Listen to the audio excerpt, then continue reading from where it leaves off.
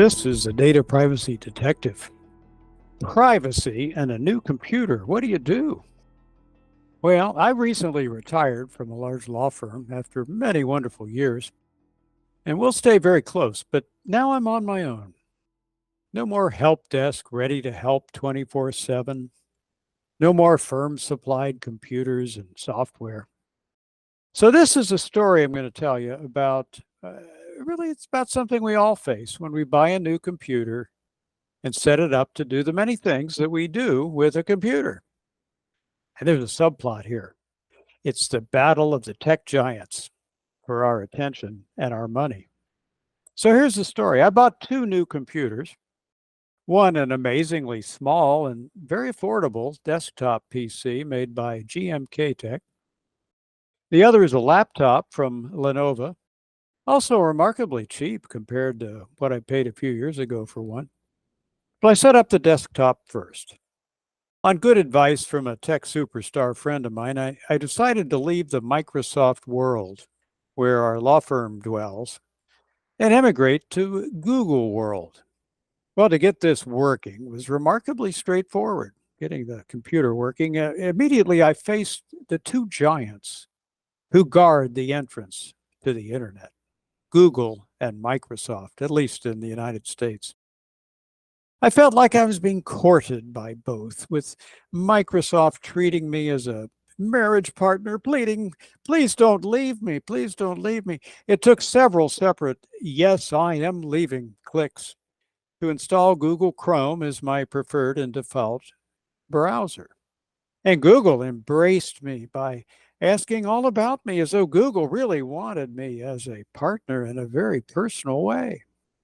Well, that's the first thing you ought to think about after turning on your new computer. Do you really want to share all sorts of personal information about yourself with a tech giant? It's not like you, and it are going on a date. Well, I decided to keep profile matters to a bare minimum. Well, next came my choices about data privacy. I found this a clear and choice-filled experience, but no single click appeared, do not sell or share my information. There is no such button to shortcut the process. Instead, here's how Google allowed me to exercise my privacy choices. The trip took 5 to 10 minutes after I decided to sign up and pay for Google One. Once I did that, the Google One dashboard offered a read on 35 data breaches that had leaked my personal information to the dark web. Now, remember or learn, the dark web is not the deep web. The deep web is 90% of the internet, parts you can't reach through a search engine. The dark web is thought to be less than 1/100th of 1% of the internet. It's where illicitly obtained personal information is bought and sold, along with a lot of other things. Through vendors that Google employs to see what's on the dark web about my personal information, it informed me that there were 35 data breaches that had leaked my personal information to the dark web. Oh my goodness. Well, the good news is that the information leaked was almost all email addresses in my name, not a highly sensitive 2 bits of information. And there were 10 passwords reported on the list. That's not good. But there were no social security numbers or bank account information or things like that on the list. So that was reassuring. And I could rest relatively assured, although uneasy, as we all should be, about our personal information. Well, this encouraged and led then to a tour through privacy choices that you have when signing up with Google. Now, here are the highlights. First, Google advises using two-factor authorization for its accounts, and I strongly recommend that. Google reports that it protects your credit, limited to the USA. It says it will report if a Social Security number is stolen, and that it will protect me from spam calls to some extent and from certain US paper mailings. It provides a checkup on passwords to flag weak ones and encourage updating for stronger passwords to make that easy. Well, I went through choices about whether I wanted ads targeted to me, personalized. I answered no, and similar choices like this. And that shows the complexity of choosing the level of privacy protection that you want or that I wanted, compared with the benefits of just share data anywhere you want to. For example, I made choices about whether Google could share the location of where I am or where my device is at any given time, where it is if my phone is stolen or misplaced, where my laptop would be. We'll come to the laptop next. And so privacy really isn't a single yes or no across the board choice. Within Google One, advice and choices were offered about privacy, how I could see if passwords match, how careful I wanted to be for sending and receiving information, how controlling I want to be about maintaining and storing information that includes my personal data.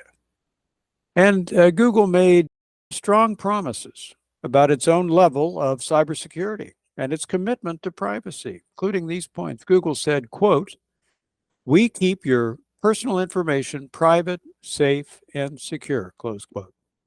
It says it does so by security by default. That sounds reassuring. It commits to uphold responsible data practices, amounting to privacy by design, a very European GDPR type concept. It claims to offer easy to use privacy and security settings. And frankly, I found them to be easy to use. Google claims, quote, "the world's most advanced security," close quote. Now, I have no way of judging that claim, but I can bet Google spent a fortune on that. Bottom line, I found the 10 or so minutes it took me to exercise my privacy choices well worth it and instructive. Now, you should do that also when you put a new device to use, instead of speeding to a quick setup so you can start using a new computer device. Then I turned to my new Lenovo laptop. This came with Privacy World links. Privacy signups offered 7 privacy settings, for example, about location data and personalization of ads. The choices here are important. Whether you want your location, at least your laptop's location, to be tracked at all times, or tracked only when turned on, or not tracked at all. For ads, you choose whether you want ads to be personalized to you. Though Microsoft advises that, and it will not promise, the amount of ads will be any less if you opt out of personalized ads based on your browsing and your behavior. Microsoft Edge came installed as the starting choice, offering what it described as firewall and network protection, virus and threat protection. And if you're willing to pay a little more, you can buy other third-party security protection on offer, free for a few days, and then ongoing billing automatically applies until you cancel. But what about privacy policies? Those were embedded within the very lengthy license agreement that you have to accept if you want to use the laptop that you just bought and have it linked to Microsoft. Well, what real choice do you have other than returning the computer for a refund? If you read through it, you'll be referred to an online AKA/MS/MS privacy site. Oh, what it means in practice is that you're pretty much forced to accept Microsoft terms about privacy, and after the machine's working, you can explore the choices that Microsoft offers about limiting the sale or sharing of personal information about yourself. Well, that's my report from the front lines of new computers and the battle of the tech giants about data privacy and your personal information. Bottom line, you have choices to make. We all do. And these choices are increasingly easy to exercise if you'll spend a little time on it. You'll need to turn on or off the choices to make decisions, and you'll have to spend a little time deciding the extent you are willing to risk the dark side of sharing your personal information. In a way, we're at the adolescent stage of data privacy protection. Think about automobiles in the 1960s compared to today. Then there weren't Laws about seatbelts. There weren't airbags. Crashworthiness was not by design, as Ralph Nader pointed out. Today, laws and industry standards have joined to save lives by auto safety built into vehicles. You no longer have to choose whether to be safer in a car, and if you choose to take your seatbelt off, you might get arrested.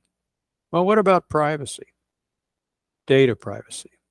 Laws and regulations are evolving, but they continue to be scattered and unharmonized globally. Surveillance by national authorities and privacy compete within national borders.